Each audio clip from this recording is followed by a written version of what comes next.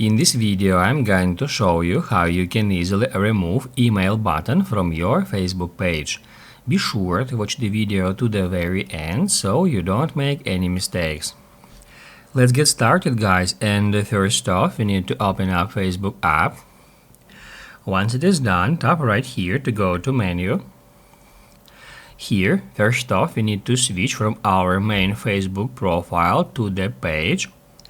To do that, I'm gonna tap right here and this arrow. This will show me in this pop-up my main Facebook profile at the very top, and also here we can see the list of my pages.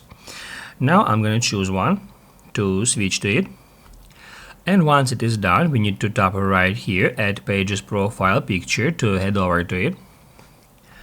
After that, tap at these three dots and then select Edit Action button.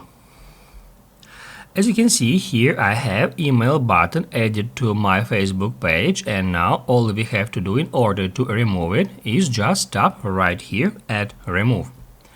After a couple of seconds, your email button will be removed from your page. If this video was helpful for you, don't forget to hit the like button.